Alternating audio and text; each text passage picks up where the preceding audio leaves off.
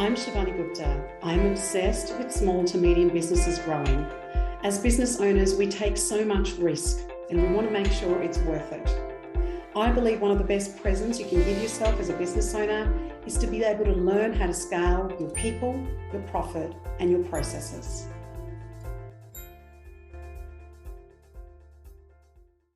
Welcome, everybody, and Happy New Year for those of you that I haven't spoken to. I hope that it has been a great start for your year.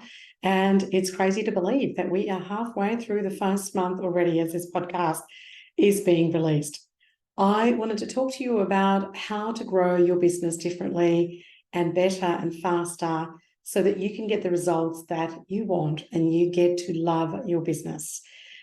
This podcast is designed for founders and leaders in businesses that really want to make a difference. Now, there's one topic that I wanted to cover in this podcast today, and that is remote team. You would think that this topic is done. There are so many conversations that people have started having through the start of the pandemic, and as we navigated through that, there was a lot of debate about whether this was going to be working, not working. Well, remote workplaces are here to stay. They are not going away. And in fact, a really important way to engage some of your people is making sure, depending on your business, that you are able to give that opportunity as part of your flexible work practices to your people.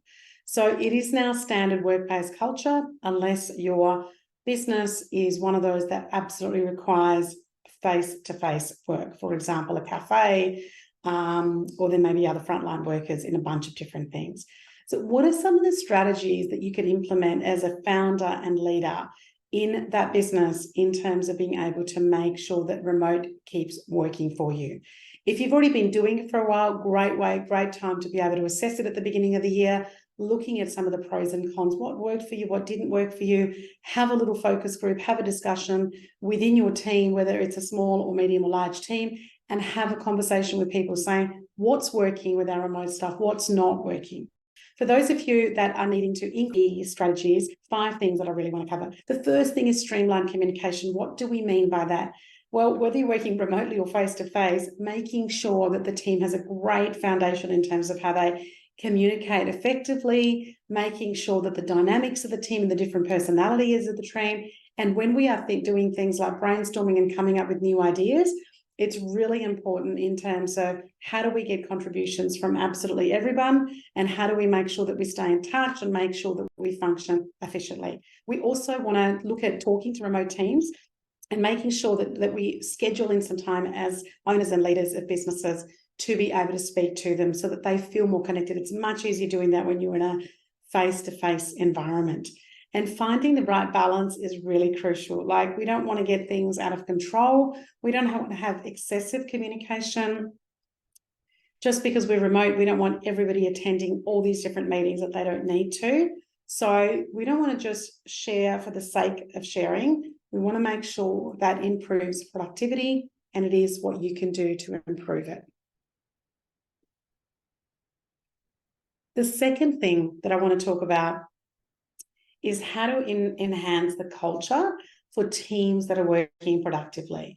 We've got to have some flexible hours. So people need to go and pick up their kids, or they need to go and do something in their personal lives, making sure that they're very transparent about it, making sure that we can actually allow people in our teams to have that balance is really, really important. And interestingly enough, even though we go, wow, they're going to go and get a haircut or pick up some medicine, they're actually more productive when they know that they've got that opportunity to have more flexibility, and we talk about that openly.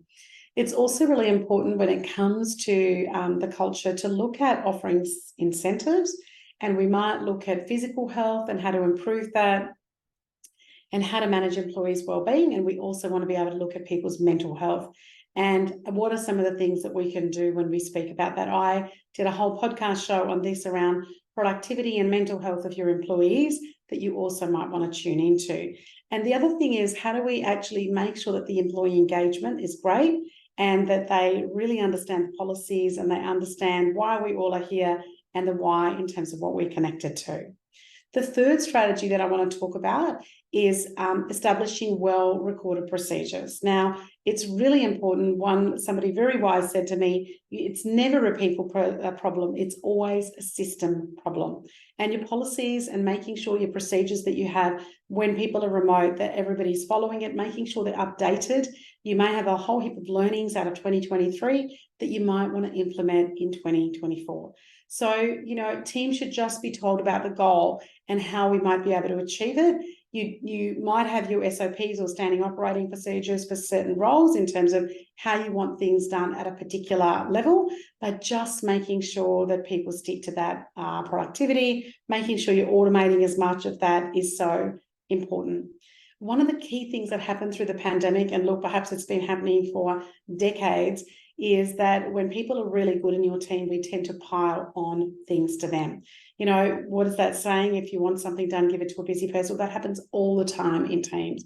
So when employees are working from the office, making sure that they've got time to do other things that they need to, just making sure they're not working too much. I've been working with some clients where some of their people are working excessive hours, and that is absolutely going to lead to burnout in the future. So it's really important that we talk to our team about making sure that they've got regular breaks, they're taking stretches from away from their desk, absolutely that they're hydrating and they've got a water bottle, and things like just making sure that they've got time for lunch in their diaries and they're taking that, because when we're doing things remotely, we sometimes get a little bit stuck to our desks as well. And if there's urgent work that you need to pass on to some people, then great. Then just making sure that that is changed in and it's built into their diary, and just really making sure that you don't burn your good people out. And the last thing that I wanted to talk about is, how do we do team building exercises? Well, it's important to be able to say, well, let's do even perhaps a call, depending on where geographically your team's located. Even let's just do a social catch-up call. So we have a Zoom call. People could bring their coffee in or their tea in, or some teams I know have brought a glass of wine or their beer in, and they're doing a bit of a social catch-up. So making sure you're doing some team building exercises. I know teams that are completely remote, they're starting to really focus on, if they're catching up once, twice, every quarter, they're looking at those as really big team planning activities. And just making sure that, if it is all remote, how could they, have a game night, and you could do 30 minutes of games, or if you can have the opportunity to actually bring people together, then looking at that as well. So I hope you got some ideas out of that. I hope that you have a magnificent 2024. I hope that you grow your business in the way and the direction that you want it. Thanks for tuning in.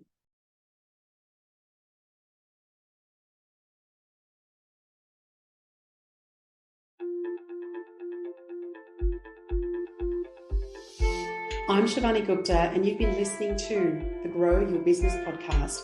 I hope you got one idea that you can think about or perhaps even implement straight away in your business. Thank you for listening. Follow me on Facebook, Instagram, and LinkedIn under Ask Shivani. Remember, I call it Ask Shivani, so please send me your questions that I can address in this podcast for you. And I would also so appreciate